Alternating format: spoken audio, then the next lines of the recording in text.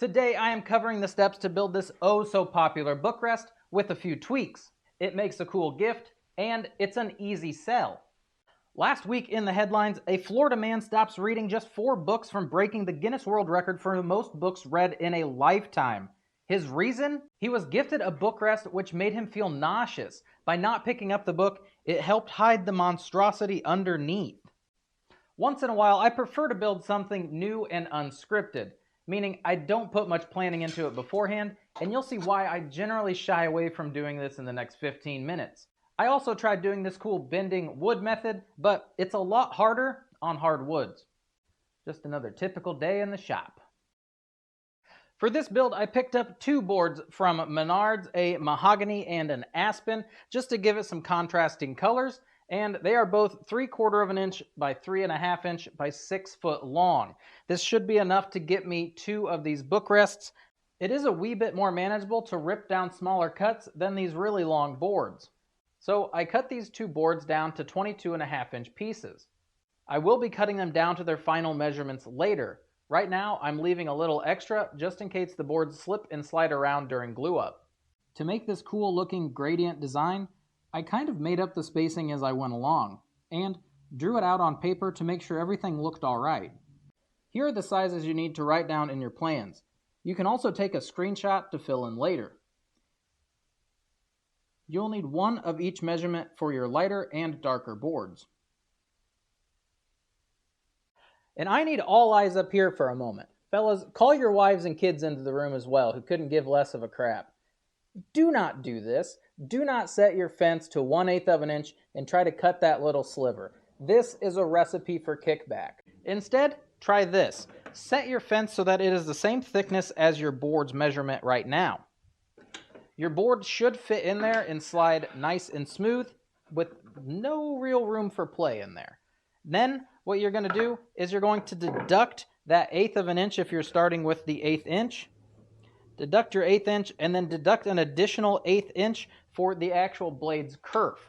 And that will give you an ending product of being an 1/8 of an inch on this side of the blade. So that way your hand toes are good and safe. I cut all of the pieces thinner than 3/4 of an inch with this method. And once all the smaller cuts are out of the way, the larger cuts leave your push stick with plenty of space between the blade and the fence. So with our 2 1x4x6s, we will be able to build 2 of these bookrests, which is pretty cool news for me because I do know more than one book nerd who would like one, so I am glad I'm going to be able to get 2 of them. I did make some boo-boos, made some super thin 1/16 of an inch veneer accidentally, but you have all kinds of scraps, so if you do make a mistake, it's all right. You got some extra playing wood. I don't know if I'm allowed to say that on YouTube. Outside of that, what we are going to have, my 3/8 boards are almost the same size as my 1/4 boards, meaning I cut them to 1/4. So I have 2 sets of 1/4. You really won't be able to see it because they're going to be on opposite sides and that gradient towards itself. If measurements are off, it's not a big deal. I did find out, now that I have 2 sets, I'm going to remove 1 set of each because this is the 3rd time that I've tried to record this video. And I keep messing up. You only need to see me build 1 of them anyway, right? Okay, so following our plans, we are going to throw these together.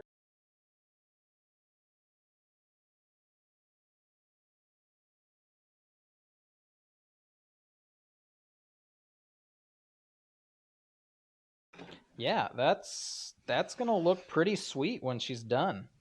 So that is what it's going to look like. I am going to throw together that other one, grab some clamps, be right back. Today I am using Titebond 3 Ultimate. It's just a little bit more liquidy than Titebond 2 or 1. Plus I have gallons of it because that's their only exterior one. That's what we're building the planters with. So Titebond 3, I have one of those little brushy things. That's fun, so you don't have to smear it all on your fingers. Mainly so you don't get splinters or wood in your finger. I don't care that there's glue on them. All right, so I'm going to start gluing these babies up.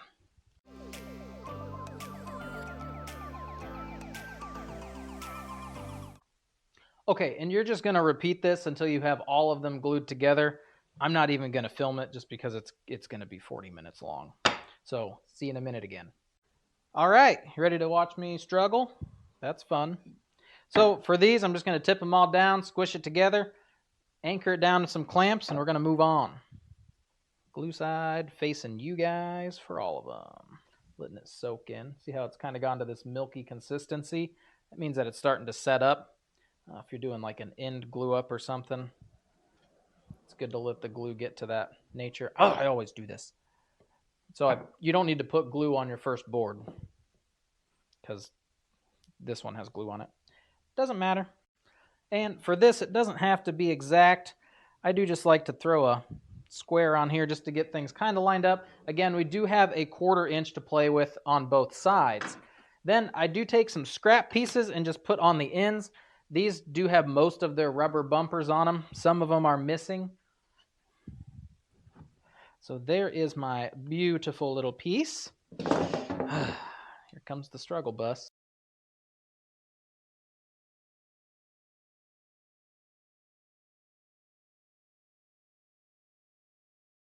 Okay. So the fun part about parallel bar clamps is that you will have to flip them over. You'll see here in a moment when you start to tighten everything down, this bar bends up and these kind of bend away, and it's going to give you cupping. So what you want to do is, you can kind of already see the board shifting in that nature, is you're going to put some clamps on the bottom, put some clamps on the top to kind of equalize that out.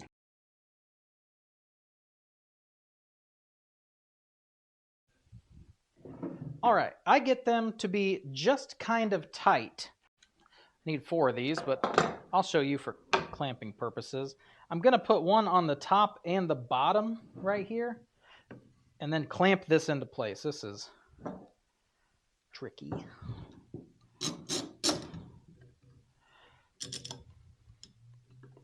And we're doing this because it's going to anchor everything together and pull these boards so that they're nice and flat on the top to save you some time sanding later on.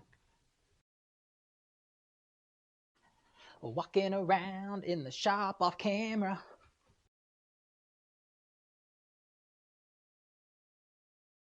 All right, now with everything loosely fit on here, I'm going to go ahead and tighten down these clamps as tight as I can go, really squeeze out some glue.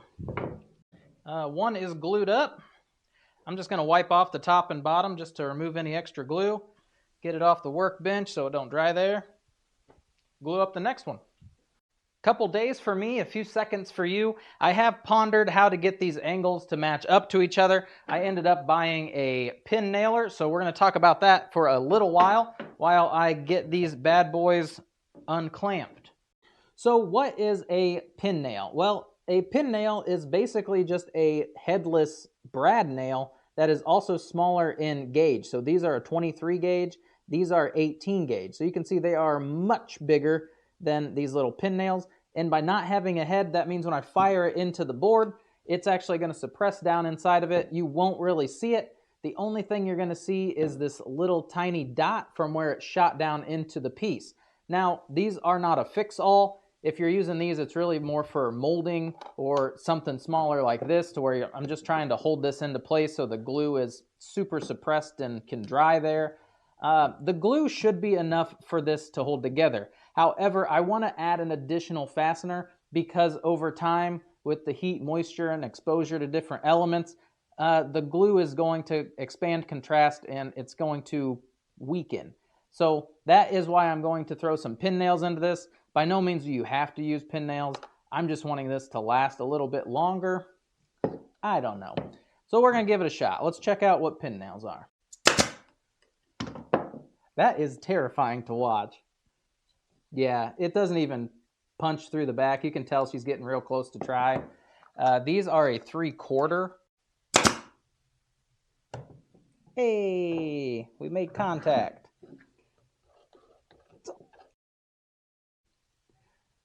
Yeah, so she shoots her in there, you know, that 1/4 inch. And that should be pretty good. I mean, that's like 6 right there. And it's still pretty solid.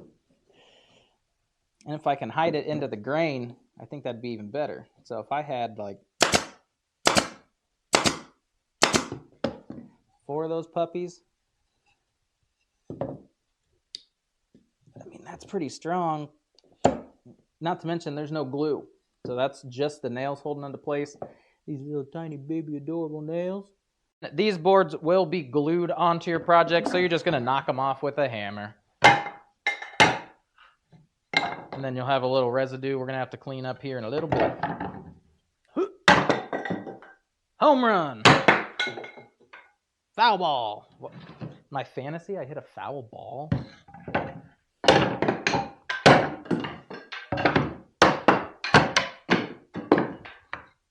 Another benefit to leaving these boards as long as possible is that you can still run these through your planer. If you don't have a planer, I understand that's the most expensive thing I've got in my shop. So if you don't have a planer, just knock the glue chunks off, get a belt sander, orbital sander, just something to get it down nice and. Our first step is to tilt our miter saw over to 22.5 degrees, and I'm going to be utilizing this clamp to hold this down so that I get a nice straight cut and it doesn't wander away as I'm making my pass.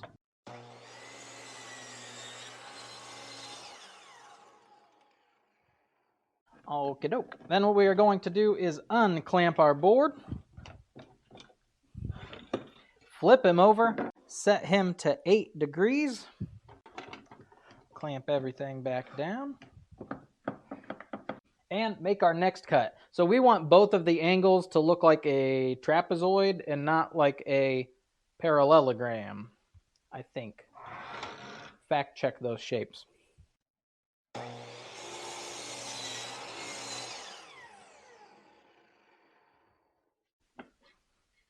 And there is our first piece.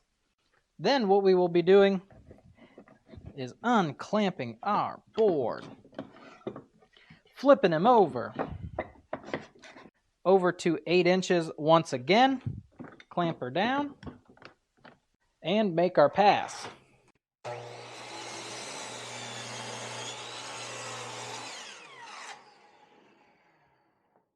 Now I just need to get this flat and change the direction of my angle here, because as it sits right now, the colors do not match up. So I do need to be flipped this direction so the colors matched. I don't like that angle. So we just need to fix both of those. So I'm just going to butt this against here, use the most dangerous tool in the shop. I didn't watch the clickbait video, but if you guys want to tell me why it's the most dangerous, my hand's here or it's here. I don't know. That's what I'm doing.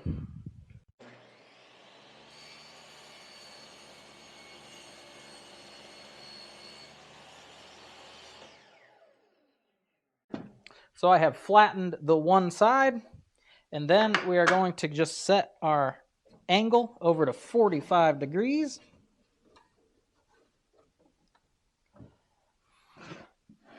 With our board flipped around. And we're just going to eyeball it just to make sure it makes a perfect cut and cuts all the way to the top. Again, most dangerous tool, make this cut.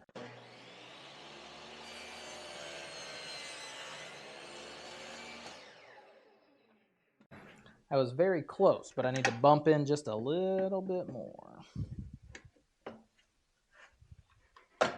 Make our cut.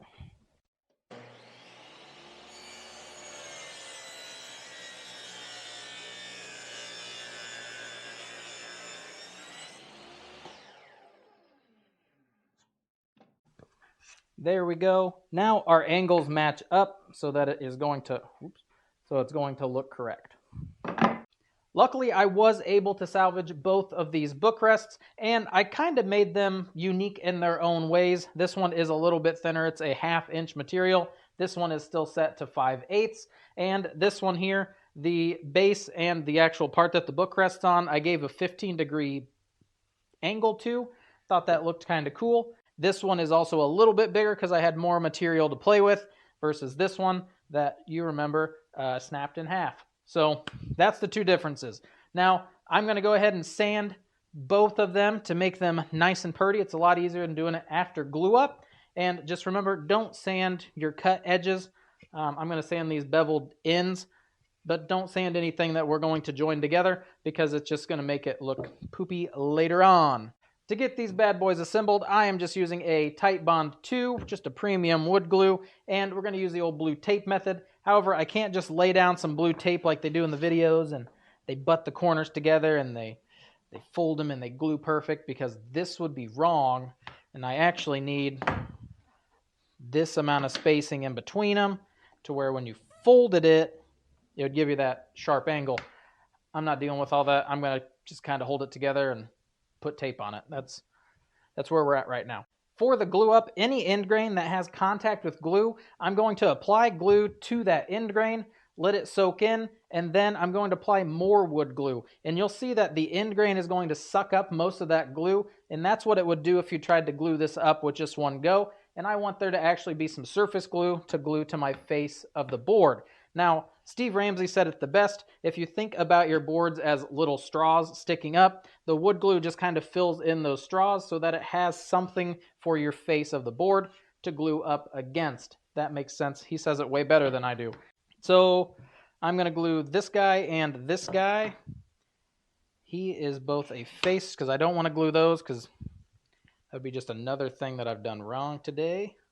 So apply your glue. Be careful not to get it too much in here, just because of how acute this angle is. That would be very difficult to sand out afterwards.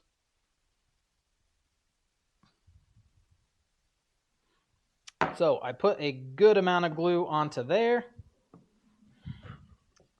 And then I'm going to put some glue onto him.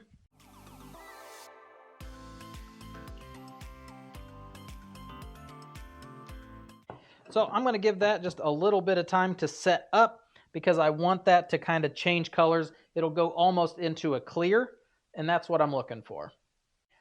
Another thing, just because you guys are done sanding and you've turned it off doesn't mean that the air quality has snapped back up to a hospital grade air quality. So just be mindful, there's still a lot of particles floating around the air. I took my mask off. Another thing, you can definitely see, I put a lot of glue onto mine, but you can see where it actually got sucked into the wood and it had dried out a little spot. So I did just run my finger over that again, just to give it a little bit more touch. And you can see the actual wood patterns a lot better than you could before. So it is turning a little bit of a clear, and it's been setting up for about 5 minutes. So we are ready to work with these little guys. What I am going to do first is I'm going to make a little mustache, but flip it over. Put it onto here so that it doesn't curl up on its own. Put one more for redundancy.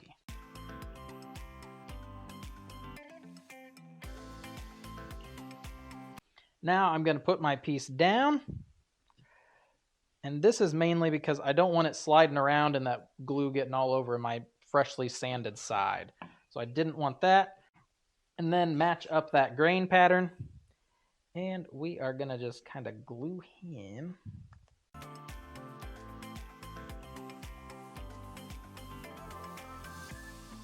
You don't rip your tape. So don't need it that long. And then you're going to just fold your tape around to the side. Hold every guy into place. Again, putting pressure down. Wrap your tape.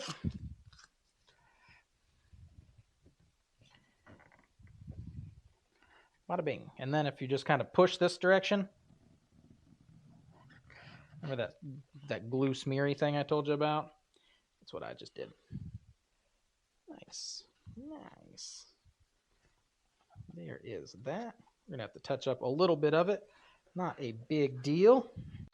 I do have that 3/4 inch pin nail ready to go. I'm going to try to shoot him in this direction. Almost think about switching over to a 1/2 inch. Just because I got all kinds of play on that. So about right here is where I'm going to shoot him in. Arrow faces that. Here we go. Don't mess it up.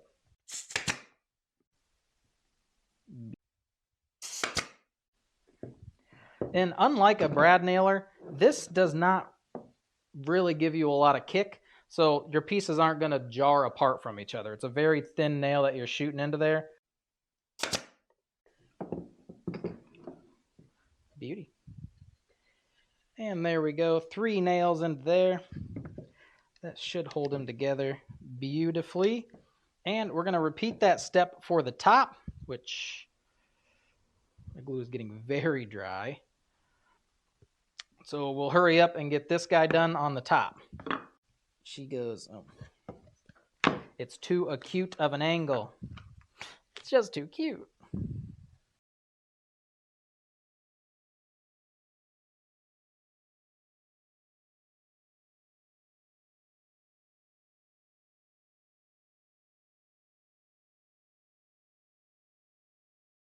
In that piece of mahogany because they're going to be less noticeable in that. Not too shabby. With everything dry, just remove that tape and give it another kiss with the sander. I am using a mouse sander instead of my orbital sander, mainly because it doesn't remove as much material and it's a little bit more gentle, so it's a little easier to work with. I took one of my scraps and tried out some golden oak. It turns out I did not like how dark it made the aspen, so I'm just spraying everything down with a can of clear coat.